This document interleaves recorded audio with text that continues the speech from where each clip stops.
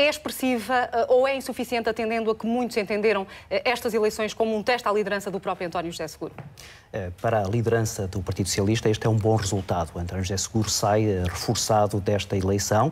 Não haverá certamente nenhuma voz a pedir algum congresso extraordinário. Agora, se compararmos com o resultado à direita e se compararmos o fosso entre os dois partidos, isso também não dará margem a António José Seguro, por exemplo, a pedir agora uma moção de censura ou eleições antecipadas, na medida em que este fosso não é suficientemente grande para que o Partido Socialista possa hoje falar numa vitória estrondosa. É verdade, como Francisco Assis disse, que é um resultado histórico para a direita, na medida em que desce abaixo dos 30%, mas tal como aconteceu nas eleições autárquicas, o Partido Socialista não conseguiu capitalizar essa fraca votação à direita e, portanto, acaba por continuar a não descolar e, do ponto de vista daquilo que é o cenário para as eleições legislativas, se estas já eram uma antecâmara para essas mesmas eleições, como de um lado e de outro se fez crer, então eu diria que está ainda tudo em aberto. Disseste que não estás em crer que o PS traga a moção de censura ao Governo à agenda política, mas ela poderá surgir por via, por exemplo, do PCP, que já tinha admitido fazê-lo se os resultados das europeias confirmassem a derrota da direita?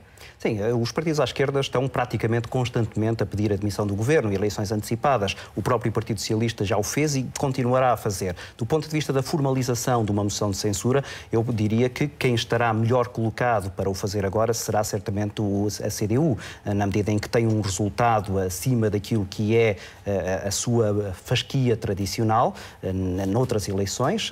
Mesmo nas eleições europeias será um bom resultado e isto certamente que lhe dará ânimo, juntando também àquilo que é o resultado de outros partidos de contestação, embora nem todos à esquerda e nem todos partilhando daquilo que é a sua postura, a CDU será aquela que provavelmente, em termos de política interna, mais poderá rentabilizar a votação que teve hoje. Como é que o PSD, e Passos Coelho em particular, deverá calar as vozes de ruído em torno desta derrota eleitoral a confirmar-se, se a tradição, por norma, diz que o partido que vence as europeias vence as legislativas a seguir? Portanto, o Passos Coelho tem aqui algo para gerir até às legislativas de 2015. Como é que ele há de definir uma estratégia para lidar com este ruído? Se pensarmos que a imprensa, por exemplo, esta semana já dizia que a estratégia está a ser montada com as distritais para, enfim, fazer-se o discurso da União e que até estaria já a ser pensado um Conselho Nacional para o próximo dia 28. A estratégia é deitar água na fervura. E se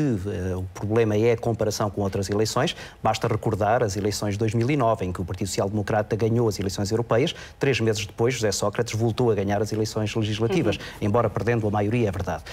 Mas eu diria que essas comparações, tendo em conta a situação de exceção em que nós vivemos, neste momento são pouco ilustrativas daquilo que pode vir a acontecer.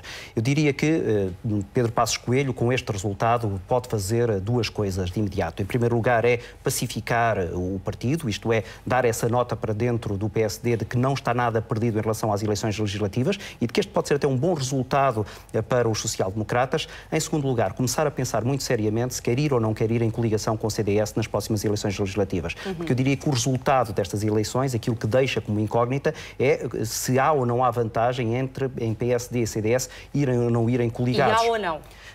Isso é uma questão que vai ter que ser muito analisada e provavelmente mais tarde. Se Pedro Passos Coelho e Paulo Portas quereriam, como estava noticiado, resolver essa questão logo a seguir estas eleições europeias, não me parece sensato, tendo em conta este resultado.